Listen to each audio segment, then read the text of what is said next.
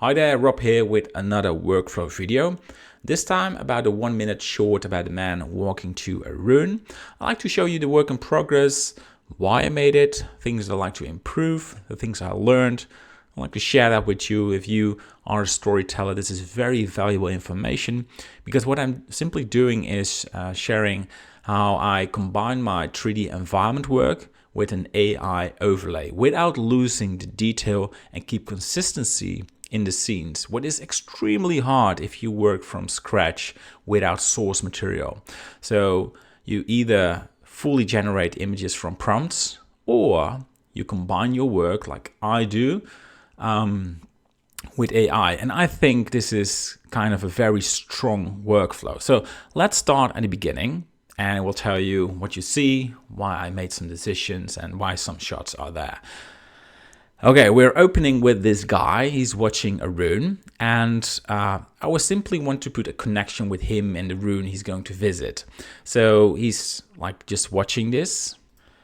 So this character is inside a building, and in the next frame, or the shot, I want to combine the outside world where this guy is living with the interior. So at some point he's going out of his building, and I already like to introduce this world. So what you can see in the background is a rune structure, and this can be a little bit confusing because he was watching a rune on the image. So viewers can maybe combine this with, is this the rune?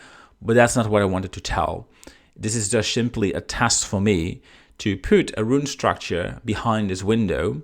So some of my own work instead of just the simple generation that I was giving me. So I like to show you, if I made a generation like a man is in front of a window, this was the output. So I'm kind of limited. So if I ask the generation, like put a rune in the background, I simply get a total random generation. And I wanted to have something very specific, and I created myself. So I combined these images and it was giving me this. So this is exactly the rune structure with a little bit of detail not fitting there, but that's okay. The big problem is that I now have a different kind of window. For me, that's not the biggest issue because with some extra prompts, I can just getting it right. It was the first attempt. It was a test for me.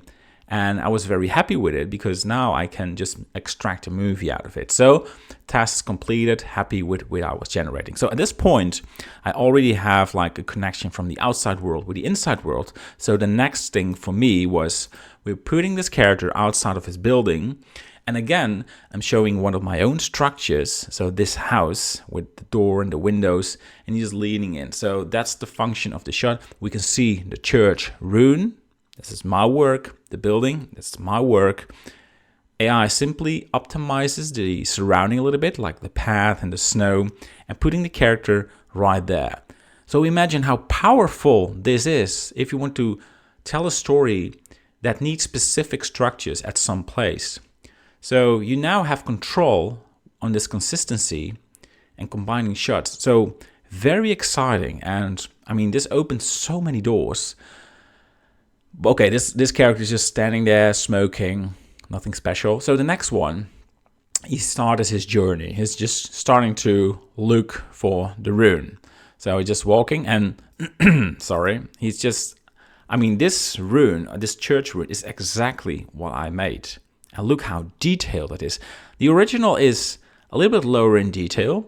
So it's improving the snow a little bit, the snow on top. So it's really helping me to get something better than what I created. I mean, it's blending so well and it's including the character. It's adding just a little bit of snow on the trees, but it's exactly the screen that I extracted from the scene. So it's very, very good. The next one is in this scene. So in the background, you can see the actually rune that I wanted to introduce. Again, what you see is what you get. This screen is simply a screen cap from the original scene with the gate right here, with the bridge, the rune in the background. It's adding the character. The path is the same. It's optimizing the scene so the snow gets some more realism. There is some snow on on the twigs, and the branches are having a bit more detail. But the core of the scene is exactly from what I've created. So he's just walking there, and I mean, the closer you get, the more guessing.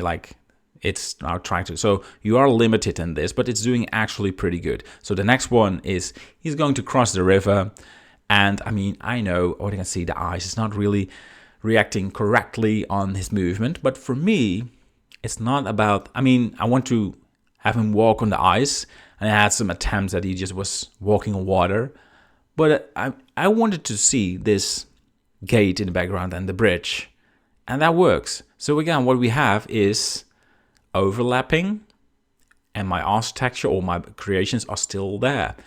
Extremely important if you want to tell a story, because if it's adding something else right there, different gate, different bridge, the illusion breaks and you're out of the story. So we can tell a story. So he's just walking there, starts climbing, and I can see, the end of the snow, and then he's climbing. It's different. But, you get a point. I'm just trying to tell the story. Background is, in fact, exactly the same as how I created it with this tree. It's just one of my models. And it's zooming out, so it's slowly guessing, but it's blending very well. And he's just walking. The rune in the background, exactly the same if you compare it with this. So, the illusion stays there. He's getting closer. Gate in the background, still the same. Okay, now we're entering the gate, and we can see this model was a little bit low poly. It was never meant to make close-up renders, so that's something I could improve. And this is the final shot. This model was a baked model. You can see it's a kind of low poly, and you can improve this with an AI generation. But then things started to change. So at this point, you have to deliver a better model. But look at that. That's not bad at all. It's like a nice zoom, and we have all the tools to start telling stories without being distracted that you have to switch between all kinds of scenes that things are changing, if you get my point. So I also want to show you some things I didn't like. There were plenty. So one of the things is I attached a gun just to play around. Like, look what happened. And the gun is like everywhere where I don't want to have it. So at this point, he's holding it on the right, on the shoulder. You've probably already seen that. On the left side of the shoulder, in his hand. And it keeps on going. And in the final shot, it's like, it's not even a gun. So you have to be very careful with attaching objects on your character. But yeah, it's something that is evolving. It's getting better. It feels like the 4-6 fingers problem. We don't have them anymore. And it's really important what kind of source material you deliver. And spending a lot of time in the prompt you deliver. So some shots that didn't make it, they're nice, but there are issues. So in this point, I just wanted to have a connection between the building and the character. So this is my structure. I made it myself. It's exactly the same, just a little bit optimized by AI in a good way. And this is a zoom backwards, a dolly backwards. So as soon as we go back, this church is starting to change. It's adding an ornament and a window. Originally, there's no ornament or a window. Kind of breaks the illusion. So, and the shot was also, if I just play it, it didn't feel so natural. So I had to skip it. Another one is this shot. So he's walking very slowly. And I had to connect this with another shot. It was like right here. And it was very hard to put it between them. Again, this camera switch didn't feel natural. And also the way he was walking, I had to skip it. But in fact, it was a very nice shot that I like to implement. And I got some more, like this one. It's very cinematic, a little bit too extreme.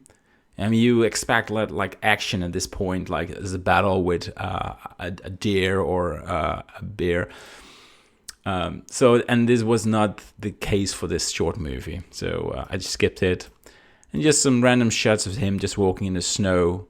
I mean, it's very nice. I will definitely use this if I do more storytelling, these kinds of shots, but it didn't add any value in the story. Another one, he's walking in the snow, and I mean, this is a different character, different hat.